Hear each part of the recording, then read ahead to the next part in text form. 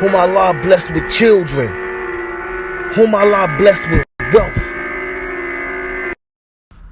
who Allah blessed with money, who Allah blessed with the things on earth and eased the life for him.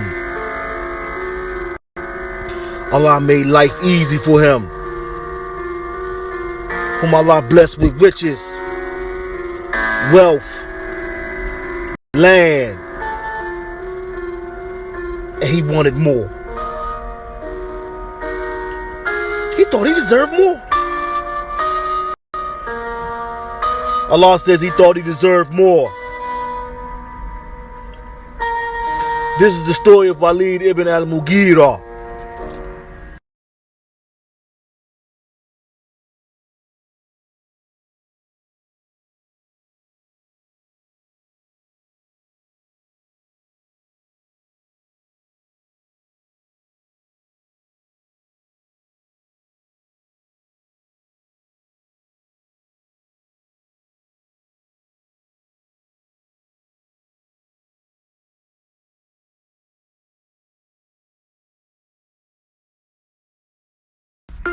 See, at this time, Al-Mughirah and his people and his tribe, they were masters at the art of poetry.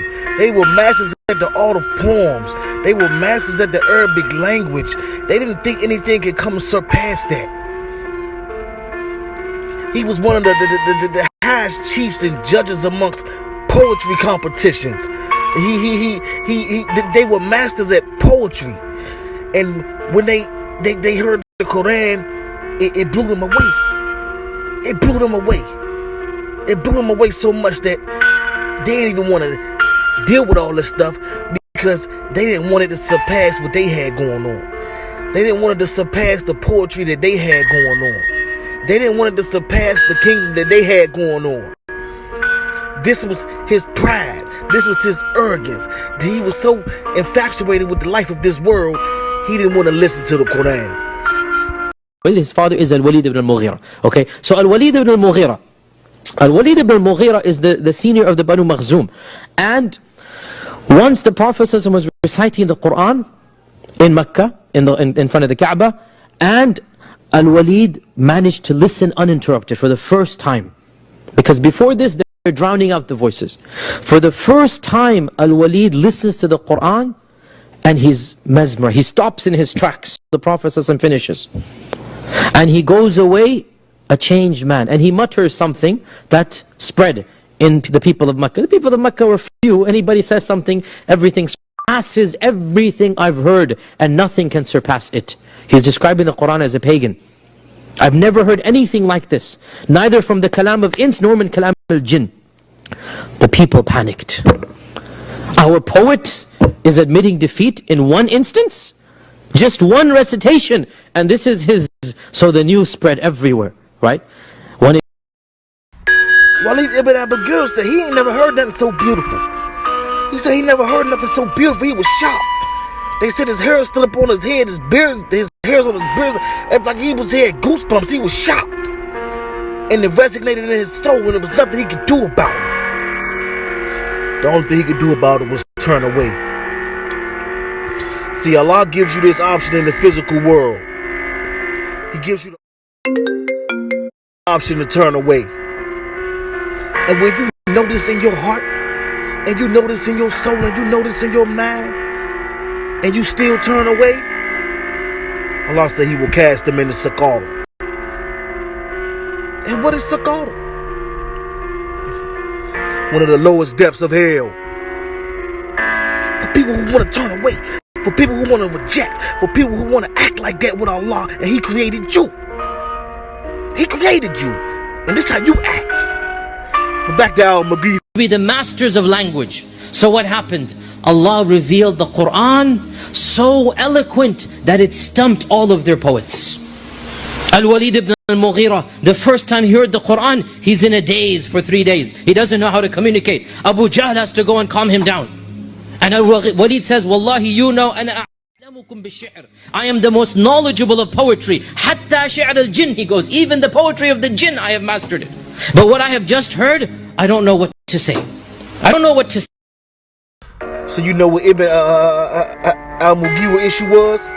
He didn't want to let go of the traditions that his father and his generations beforehand has kept carrying on. He didn't want to let go of those traditions because of what people would have thought about him from his tribe. He didn't want to let go of his conditions because of what people's opinions on him, what people would have thought about him. You see how foolish Ibn Mughirah was? You see how foolish Ibn al-Mughirah was? He cared about what people thought about him. He cared about what people thought about him. He turned his back on Allah because he cared about what people thought about him. You see what kind of fool you can become when you deal with this stuff? When you get into the basis of you just gonna turn your back on Allah because what your family think about you? You see what al-Mughirah got himself into?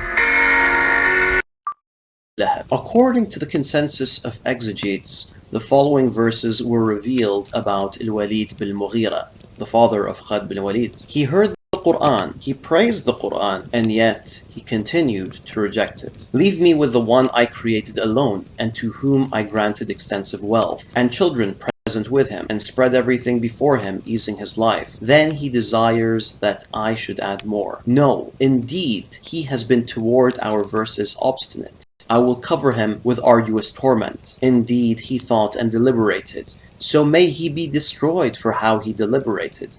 Then may he be destroyed for how he deliberated. Then he considered again. Then he frowned and scowled. Then turned back and was arrogant, and said, This is not but magic imitated from others. This is not but the word of a human being. I will drive him into Saqar. Saqar being a place in the depths of hellfire. In other words, these were verses that were revealed condemning Walid bin Mughirah, promising him hellfire for rejecting the message of the Quran. After praising it, after accepting it as something that's supernatural. Notice Walid refers to the Quran as magic. Like Abu Lahab, Al-Walid's fate was sealed and he died as a non-Muslim. Al-Qadi Abdul Jabbar adds that after these verses were revealed, Al-Walid no longer gained any more children and no longer accumulated more wealth, which is a prophecy that came. So let me ask you this question. You want to end up like Walid ibn al-Mughirah? You want to end up like Ibn al-Mughirah? You want to end up in the hellfire because in your heart you knew the Quran was the truth, in your heart you knew this thing was real, in your heart you knew this thing was what you were supposed to be doing, but you cared about the opinions of your family, and you cared about the opinions of your friends, and you cared about the opinions of the generations that been passed down, and you cared about the opinions of others, and you wanted to keep up some tradition that your family got going on, and you end yourself up in hell like Ibn al-Mughirah. That's what you gonna do? That's how you just gonna go about life? That's how you going out? What type of fool take that route? What type of fool take that pathway? When he know in his heart of hearts that the Quran is the truth. When he hear the Quran being recited, he get this feeling in his heart.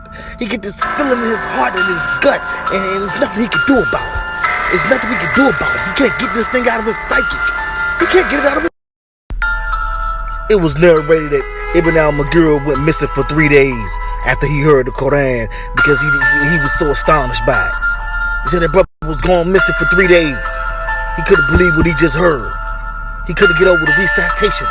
He couldn't get over the attractiveness with the etiquettes and the body language and the cadence and the diaphragm and the undertone. He couldn't get over that. He couldn't get over that. He couldn't get that stuff out of his psychic. Ibn al-Mughirah couldn't get that stuff out of his psychic. And after all that, he still wouldn't give his life to Allah subhanahu wa ta'ala. After all that, he still wouldn't take the Prophet Muhammad sallallahu alaihi wasallam as his last and final messenger. So he died in the state of as a disbeliever, and Allah said he promised him hell. And this is the story of Ibn al-Mughirah. Peace.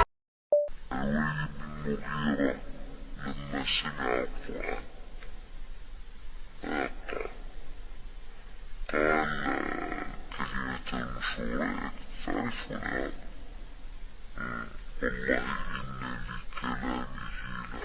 عليه لطلاوة وإنها أسفله لمغدق وإنه ليعلم ولا وقال هذا وهو رجل كافر وليس من مصلحته ولا من مصلحة قومه ولا من القضية التي أتى لها أن يقول مثل هذا ولكنه أدركه. كيف ندركه؟